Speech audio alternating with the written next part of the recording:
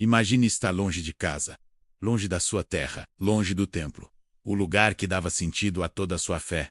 Foi nesse cenário de exílio que o profeta Ezequiel teve a sua visão. Ele não estava em Jerusalém. Não estava no momento de oração no templo, nem em um êxtase religioso coletivo. Ele estava na Babilônia, um lugar estranho, hostil, dominado pelo império que tinha destruído a sua nação. E é ali, longe de tudo o que era familiar, que algo extraordinário acontece. Ezequiel não diz que sonhou ou que imaginou. Ele afirma categoricamente: eu vi, e o que ele descreve a seguir não é nada confortável, simples ou comum. Do norte, ele vê algo se aproximando. Um vento impetuoso, uma grande nuvem e um fogo que se revolvia continuamente. Mas não era uma tempestade comum. Havia luz, brilho, algo completamente diferente. Ezequiel tenta descrever, mas logo percebe que as palavras humanas são insuficientes. Ele usa comparações. Era como... tinha a aparência de... porque o que ele estava vendo não cabia no vocabulário de ninguém. No meio daquele fogo, ele distingue formas viventes. Quattro seers. Eles tinham uma aparência humana, mas claramente não eram humanos. Cada um tinha 4 rostos e 4 asas. E eles não se moviam como nós.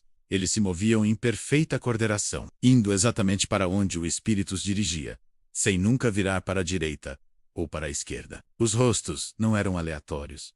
Homem, leão, boi e águia, símbolos de inteligência, força, serviço e rapidez. Não eram monstros, mas representações vivas de autoridade e função. Ezequiel estava testemunhando algo que não pertencia a este mundo. Debaixo desses seres, algo ainda mais incrível chama a sua atenção.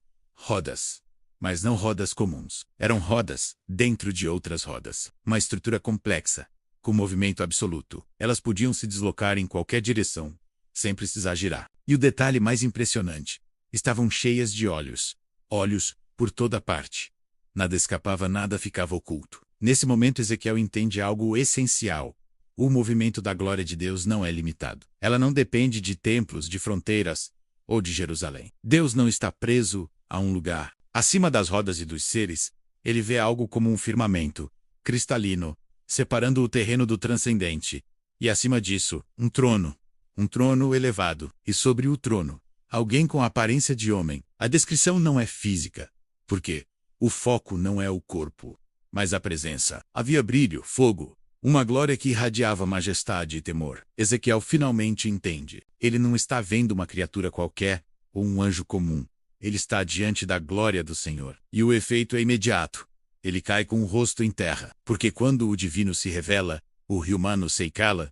Essa visão não era um espetáculo. Era uma mensagem. O povo de Israel achava que Deus tinha ficado para trás, preso às ruínas do templo. Achavam que o exílio significava abandono. Mas a visão dizia o exato oposto. Deus continuava no trono. Deus continuava governando.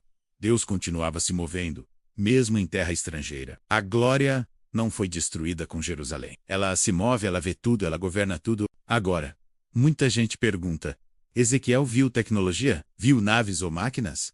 O próprio texto responde. Ele nunca afirma que eram objetos físicos. Ele repete várias vezes. A aparência de, a semelhança de, como se fosse, é a linguagem limitada tentando descrever o ilimitado. O erro moderno é ler um texto antigo, com olhos do século XXI. Ezequiel não estava descrevendo engrenagens. Ele descrevia significado. As rodas não são motores. São a soberania em movimento. Os olhos não são sensores. São a consciência absoluta de Deus. E o trono não é um veículo. É o centro do governo universal. A mensagem central não é sobre como Deus se move, mas sobre quem está no controle. A visão responde à ansiedade humana. Se Deus é eterno, por que o medo? Por que o desespero e a sensação de abandono? Porque nós esquecemos quem realmente governa. Ezequiel vê que o trono não está vazio.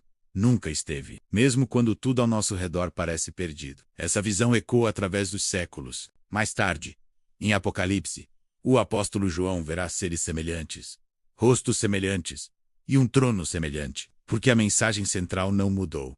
Deus reina. Não importa qual seja o império, a crise ou o exílio que você esteja enfrentando. A glória de Deus continua viva, consciente e soberana. Quando Ezequiel termina sua descrição, ele não tenta explicar tudo. Ele encerra com humildade dizendo: esta Era a aparência da glória do Senhor. Apenas a aparência, não a totalidade. Porque ninguém pode ver Deus plenamente e permanecer o mesmo. A visão de Ezequiel não é para satisfazer nossa curiosidade. É para despertar nossa consciência. Ela nos diz que o caos não governa. O medo não governa. Os impérios não governam. O trono está ocupado. E se ele é eterno, o nosso desespero simplesmente perde o sentido. Obrigado por assistir. Se essa mensagem falou com você, deixe seu like e se inscreva no canal para mais reflexões como esta. Até a próxima.